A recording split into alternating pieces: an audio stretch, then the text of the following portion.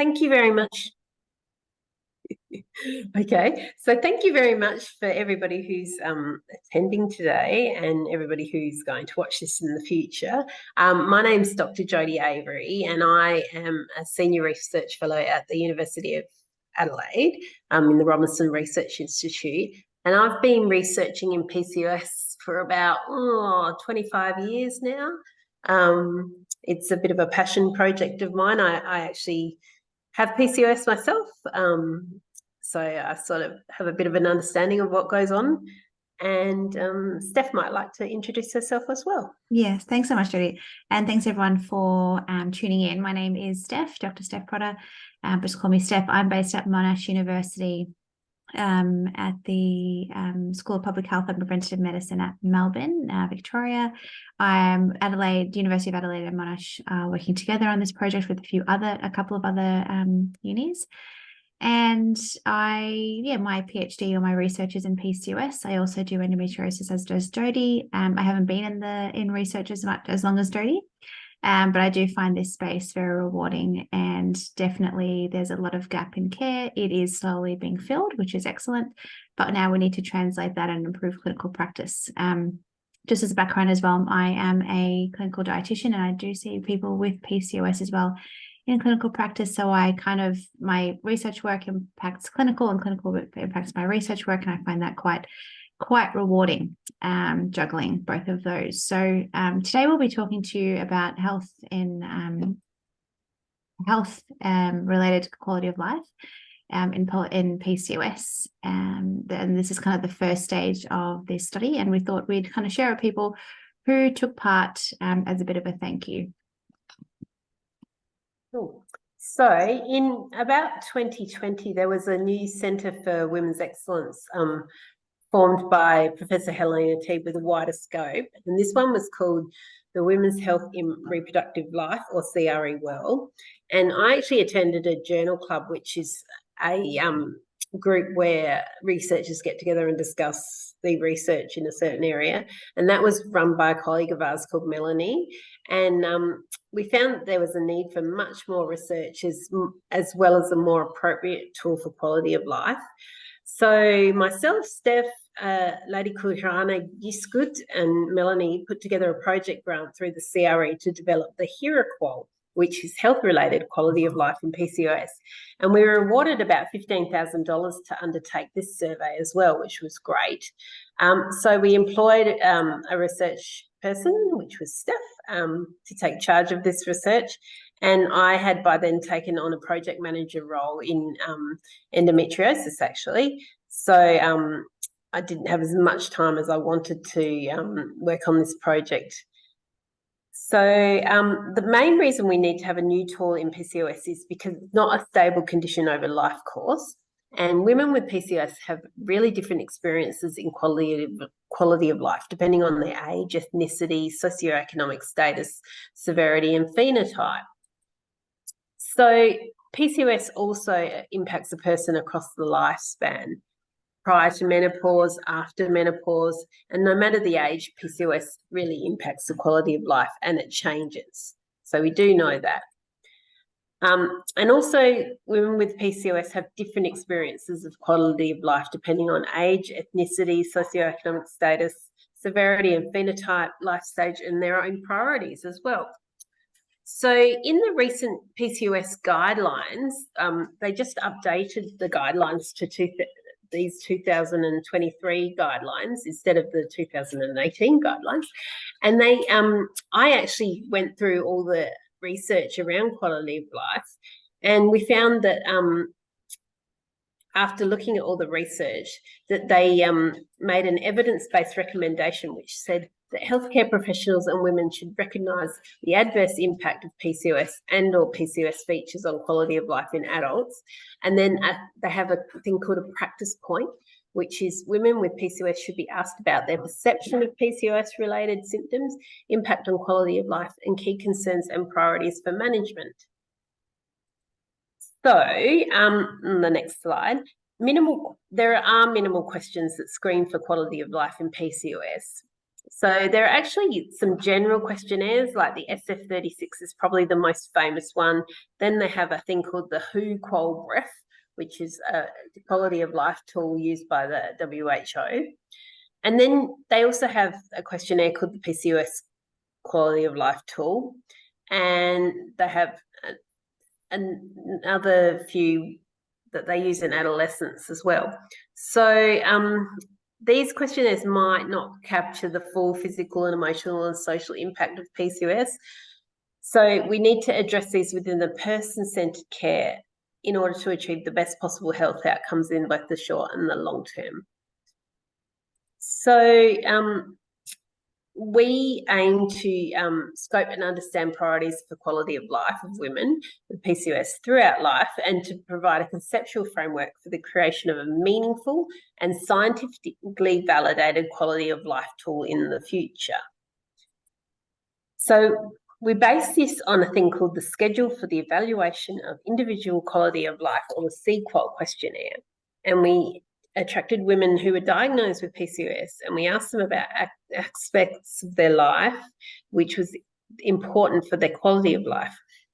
And Steph can tell you about the numbers that we surveyed. And some of the questions in the interview, as you would know, included the impact of this condition on the physical, mental and emotional health, and understanding whether PCOS affects women differently according to their profile, symptom and background. So we have some results, and I'll hand it over to Steph. So I think also I just wanted to highlight that we're doing this, yes, there are other questionnaires, but they don't really truly focus on the areas of life that are important for women, because we didn't really know what the areas of life are important for women, and we didn't really know how PCOS impacts those areas of life. So we wanted to develop something that's quick, easy, very specific to what people with PCOS want, that we can use in the community and clinical settings, mostly a GP or a specialist, as a healthcare professional, probably mostly a GP, to really understand, okay, you have PCOS, is that important to you? Is it impacting quality of life? If it is, these are the general areas of life that are impacted. Do you need additional help? Do you need actual referrals? Because we know that a lot of people with PCOS say, I was just diagnosed and I was left in the lurch, and I had to kind of Google it and try to find my own team and try to find people, etc. So hopefully this tool not only identifies what is important for you, but also how can you get help to help improve those areas of your life. And as you can see, this is the first stage of actually developing the questionnaire, which is asking, well, what are those areas of life that are important, and how is PCOS impacting quality of life, which is what we're showing in the results for today. So we did what we call a mixed method. So we had a survey and interviews. With the survey, there were about 79 people. Well, actually, we had nearly 100, but 79 people completed the survey. And people had an average of about 3 and a bit years of being diagnosed with PCOS. They aged about 32 years. Most of them, or just over half, were Australian born, and only 4% identified as Aboriginal or Torres Strait Islander. And they really range from all across Australia, but most, which is not really, it's probably because maybe Monash is based in Victoria, and a few, there was another person also based in Monash, so maybe we've got a few more people, but also Victoria and New South Wales have the most population. Victoria and New South Wales had the highest intake, followed by Queensland, South Australia, and as you can see, the rest there. The majority of people were also from metropolitan areas, so we need to kind of consider that. But it is nice that we got actually quite a nice chunk from regional, because we, in research, we tend to really get most people from the cities. In terms of people having a family, most people either had no children or reported to have one, and most people also gave birth either none or once. In terms of interviews, we had 17 people provide interviews, so we were actually taken aback how many people were interested, which is excellent.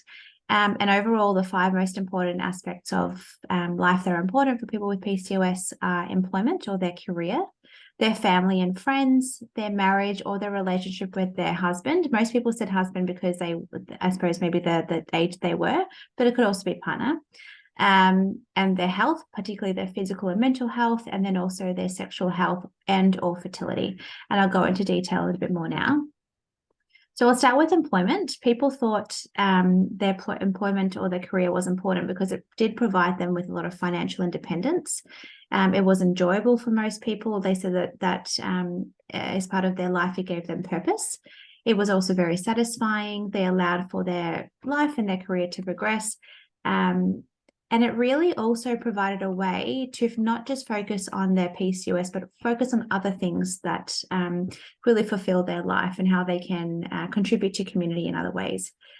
How PCOS impacted their career? Well, first of all, there was an increase. A lot of people said there was an increased need to work to actually get that financial side of things going because of the increased risks associated, costs associated with PCOS. Many people also said that the job reduces their focus on their PCOS or their stress or improves their mental health. And so they're able to, they gave them more enjoyment because of that. PCOS, though, did take time away from work. And a lot of people said that sometimes they need to actually communicate with their employers or the group that they're working with to take time off for different appointments, whether it was for an endocrinologist or a gynecologist, GP, scans, blood tests, whatever it was. There was an increased pressure to get a work-life balance. I suppose because people need to work more, they need to, then that takes away time from their family. I feel like we're all also, with someone PCOS or not, I think this does impact everyone. There was also increased fatigue. Obviously, PCOS comes with that underlying chronic inflammatory condition, and so we know that can lead to increased fatigue. Which makes it hard to focus on doing your best during the day, every day. Because of PCOS, whether it's because of the fatigue, the mental strain, or maybe other things that come with PCOS, a lot of people said that sometimes they needed to they couldn't handle a full-time job and they needed to go to part-time, and that obviously led to salary reduction. The pain that sometimes can become with PCOS impacts their productivity. And because they were unable to have children, as I said before, some people found it was harder to have children. It was a way for them to contribute to society in other ways and give them a purpose. The next theme was family and friends. That was really important, and that impacted the quality of life. This is because family and friends provided both a judgmental and a non-judgmental space. And it was really a great support for them in terms of what they experienced in life and that PCOS, the goods and the bads that PCOS gave, and the support that they needed. And these support could come from parents, siblings, partners, girlfriends, and who these came from really ranged from people depending on who's important in their life.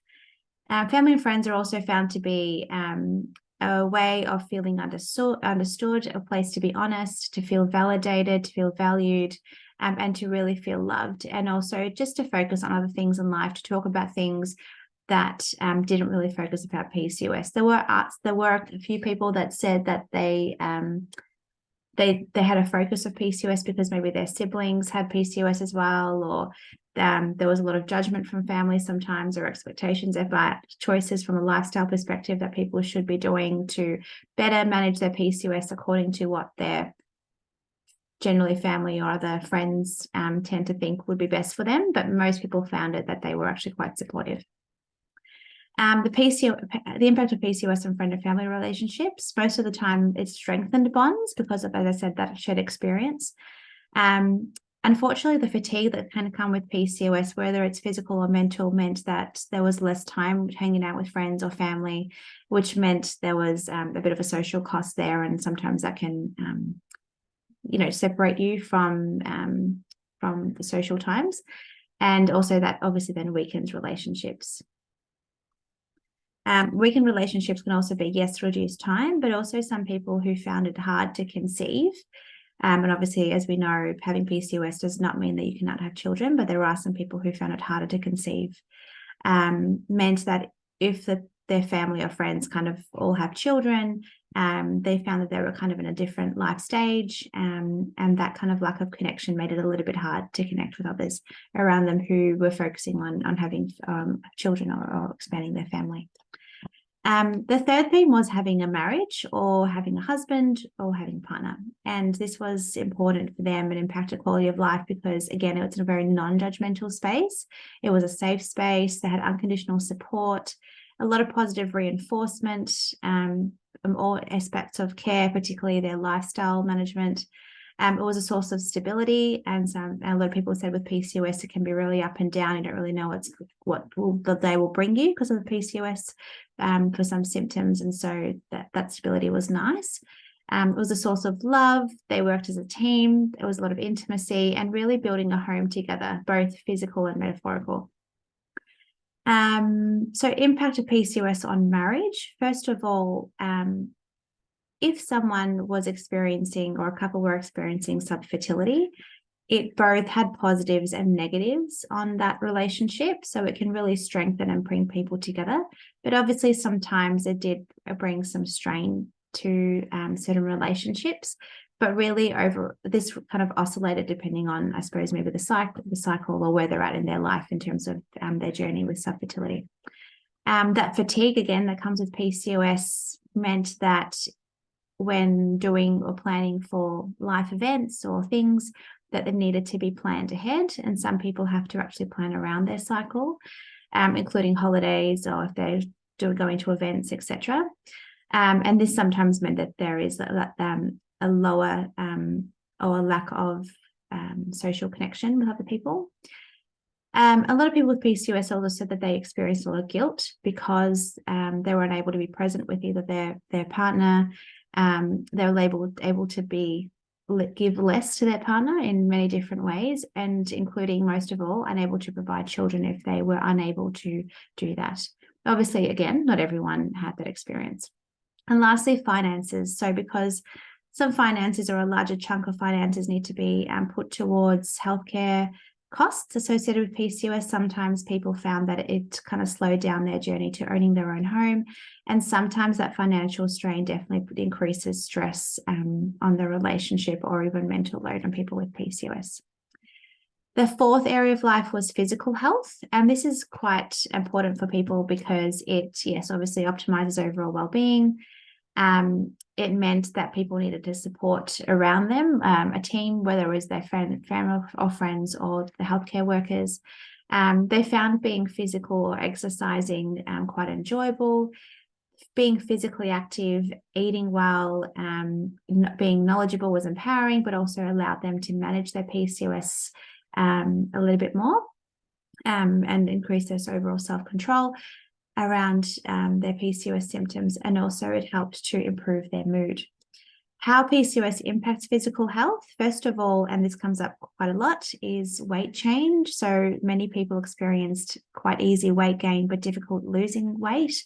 Many women said that they experienced the PCOS belly, so that where the weight gain occurs is around the belly area. They also said that they experienced a lot of or reduced self-esteem sometimes and poorer body image, and really, unfortunately, experiencing what we'll call weight stigma from particularly healthcare professionals. So going to a healthcare professional and, trying to talk about healthcare concerns or conditions, but kind of really not being listened to because told that I just need to lose weight and that will make everything better, but not really getting any support for that. So not being heard about what their concerns are, and being judged and assumed that maybe someone is lazy or not as healthy as they could be, being judged by body size. A lot of people as well said that from a physical perspective, they did experience sometimes subfertility. So whether it took longer for them to have children or they haven't had children as yet because of that either lack of ovulating or irregular cycles. And lastly, being physically active. Many people experienced or enjoyed moving their body either through meditation, yoga, or gym. And they found that this really helped control their blood sugar levels, improve their insulin resistance, and it made them feel more empowered. Some other people also said that people feel like they need to actually go more and beyond what other people in their friendship group, other people in their social circles or exercise groups were doing, because they needed to compensate for, quote unquote, being in a larger body, because people perceived them to be less fit or less motivated. So they kind of needed to kind of prove to other people that they aren't lazy and they are fit and they are healthy. As well, in physical health, PCOS obviously led to excess. Most people had high fatigue, and so this interrupted sleep. They felt exhausted a lot of time, and they also had a lot of things to juggle in their life. From a nutrition perspective, it made them more mindful and diligent in terms of how that impacts their PCOS symptoms. They found that nutrition, particularly a low glycemic index way of eating, so foods that kind of control your blood sugar levels and prevent spiking, using supplements, meal prepping, using a lot of leafy green vegetables, limiting alcohol, and altering diet so that their gut isn't as irritated really helped them feel more in control of their PCOS and better managing symptoms. Bowels also, and kind of IBS symptoms like bloating, constipation, diarrhea, birth, gas, these types of things do impact quality of life from day to day for a lot of people. It also meant that they maybe are less active and also increase their social anxiety of wanting to know where the toilet is sometimes, for example, if they're experiencing urgency, and also meant that they could have more gut pain. But pain could also be coming from, yes, pelvic pain across the cycle, but also migraines. And it's important here to highlight that pain itself with PCOS is not actually a symptom. But pain with PCOS is normally acute because there is a cyst maybe that bursts, and that could be very painful. But it's not a pain that should be kind of being according to the cycle or is chronic and is going on and on. That is mostly indicative of something else. And most of the time that can be related to another condition called endometriosis, which can couple with PCOS and is more common with people with PCOS. So if you are experiencing that, it's something to take to your GP to get investigated. The next, people also said mental health. So people did say that this is probably the biggest challenge to manage because it impacts all areas of their health, relationships, work, and it really changes according to their menstrual cycle and where they're at. And how PCOS impacts mental health. First of all, again, fatigue came up. So that exaggerated hormone changes across the cycle, particularly during ovulation or maybe just before getting your period. And obviously it really depends on people, but most people said that they still experience fluctuations even if they're on any hormone contraceptives. And this particularly as well if they have an elongated period and they haven't had their period for a while. A lot of brain fog. So people felt quite guilty. There was an increase in stress because they were not as productive, particularly with work. And that also meant that they were less motivated and probably less social. That kind of up and down from a mental health perspective reduced their overall confidence, which also impacted their body image, really increased self-doubt, increased risk of anxiety, and obviously low mood. Their mental health also meant that they had a less of sense of being in control of their PCOS, and realizing that they needed help, they needed more love from other people, and kind of realizing that they needed to surrender to their PCOS, whatever that meant for them. And a lot of people needed additional support, so whether that was from allied health or medical professionals, but a lot of people went to, for example, a dietitian, PCOS support groups, a lot of social media groups, friends and family. Mental health does obviously lead to ups and downs, including mood swings. And some people found this challenging. Some people, when they reflected back, realized that they were maybe being irrational. Again, the mood was also led to increased stress, and stress led to poorer mental health, but also it was very much reliant on any pain that they were experiencing. Also, lastly, what was quite impacted by and important from quality of life was a person's sexual health and also their fertility. And this is because having their own family provided a sense of purpose and a sense of being complete. They also wanted to not only fall pregnant, but have a healthy pregnancy and do all they could to have a healthy pregnancy. And also a lot of people found that they had a lot of expectations from other people to actually have children. How PCOS impacted a person's sexual health and fertility. First of all, and this was definitely the most that came up, was this subfertility or infertility, particularly for people who were of older age. When they were trying to fall pregnant, a lot of people found they had no options, or they had even now minimal information, and that kind of left them in the lurch, maybe a little bit angry, and a little bit kind of left alone, and quite sad. In terms of people's fertility journey, a lot of people found that they had to work with a fertility specialist, but also lifestyle, including moving their body and what they ate, also really impacted on their fertility. Their whole fertility journey, whether they needed assistance or not, really did increase stress and emotions. And a lot of people who kind of tried everything and still didn't really work led to a lot of anger and regret. And in terms of if they needed any assistance, a lot of people used a range of assisted therapies, including ovulation, induction or stimulation, and IVF. A lot of people found that the IVF cycles and that journey in itself was actually quite unpleasant. Jodie, do you want to do the conclusion slide? Sure. So we think that we're calling it the HERAQOL P because we'd like to actually have a quality of life questionnaire for PCOS, and maybe later we can have it for something else like endometriosis, recurrent miscarriage and things like that. But we really think it's got extensive potential for impacting in both research and clinical care, and it will add to the evidence base for PCOS. And we can translate these questions to other women's chronic reproductive health conditions.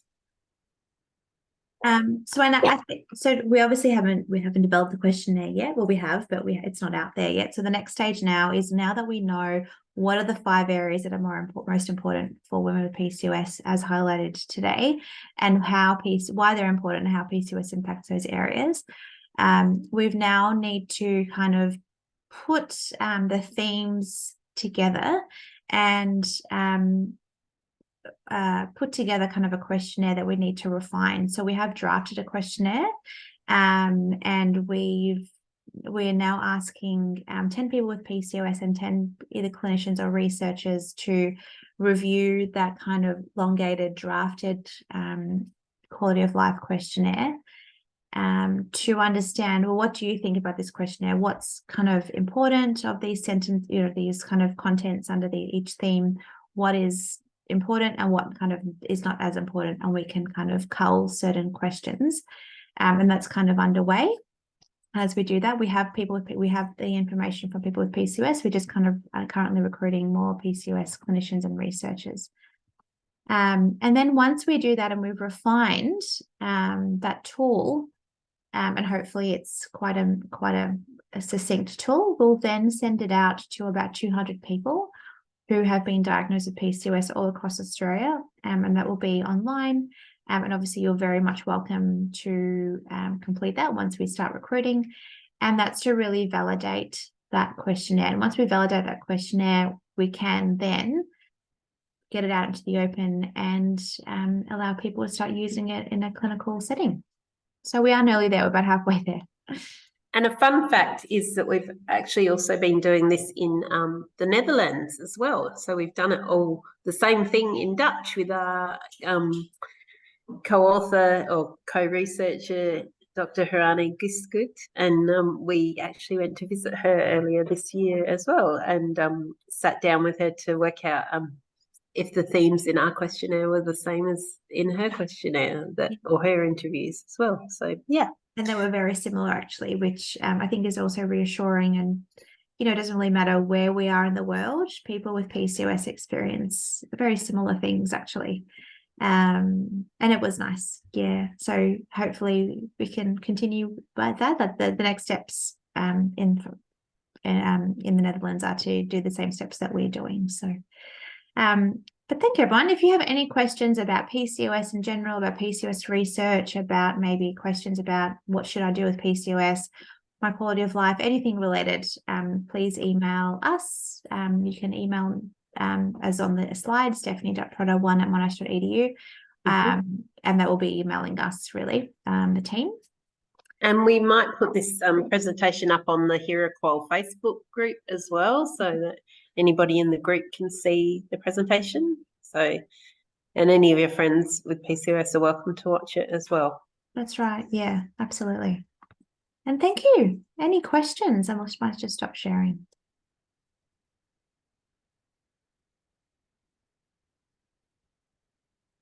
Yeah. Belinda. Oh, I think I'm the only one online, maybe. Can you hear me okay? Yes, we can hear you. Yeah. It's really exciting to see that tool come to fruition.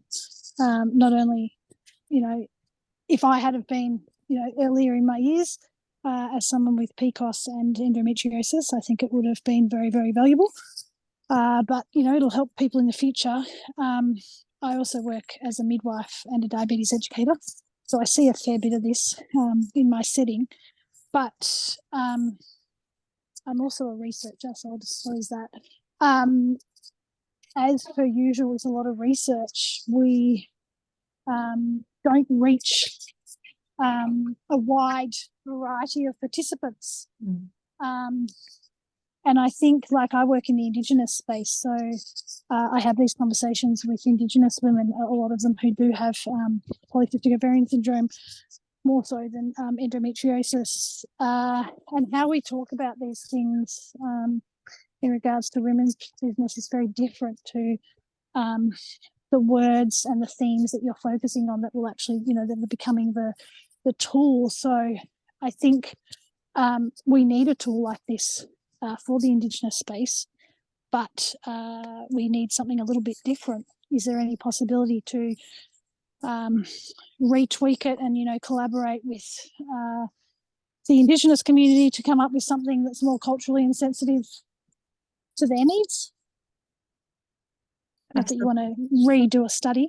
No, that would be fantastic. I've done a bit of work in the Indigenous space before, and we also have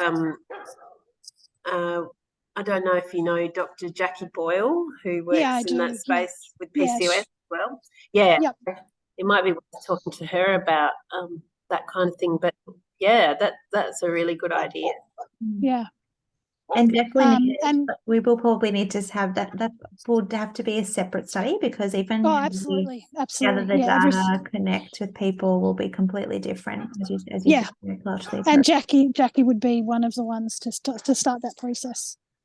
But another thing to help get you 200 to trial I have filled out the survey that you're trying to tweak the questions. But I think if you want a big population across Australia, one of the best places would be to send that tool to ADS, the Australian Diabetes Society, which is the endocrinologists' peak body, if you like.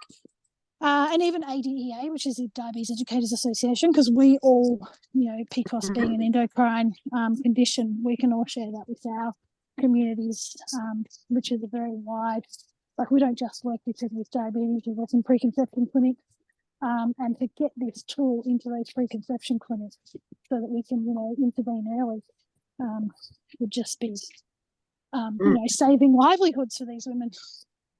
Yeah. Particularly mental health. Yeah. So you're wonderful. Thank you so much. That's actually excellent suggestions. Thank you. Yeah. If you need any contacts, you'll have my email somewhere. I think soft through ADS would be the best contact. But I think there's a lot of endocrinologists that work in this, specifically this space. So it would just reach a far wider group. Yeah. Linda, thank you. You're doing such great work, especially that's great. Yeah. Well, we all have to help each other out, don't we? That's right. It's a hard gig. Yeah. That's right. It is actually. Yeah. That's right. And hopefully I work in diabetes research in Indigenous, so I know all about how hard and challenging it is. Yeah. Whereabouts do you work? I'm in Rupna, Shepparton. Oh, cool. Yeah, where it's a lot warmer. Yeah, and flooding. Yes. Yeah, it's all part that's of it. great. Yeah. Well, Yeah. thanks so much, Belinda. And It's yeah. about to start my PhD. Got notification yesterday. Oh, well done. That's good. I don't know whether to smile or run. That's so good. Congratulations, Belinda. Yeah. That's actually wonderful news. Great. Well, Congratulations. Yeah. Thanks. Keep in touch. Yeah, we'd love to hear from you and how you go with your projects and things like that. So, yeah. Yeah, I'm doing it in implementation science. Yes. I'm sick of research not finding its way to where it needs to go. It's very frustrating as a clinician. Yes. And a waste of all of our time as well. Exactly. Yeah, so that'll be entertaining for the next however long. Yeah. Well, thank you everyone for listening in. Again, if you have any questions, please email us, but you will be hearing us for the next stage of the questionnaire. And if you're wanting to take part in any other PCOS studies, also let us know, because there are many others happening as well. All the best, everyone. Bye-bye.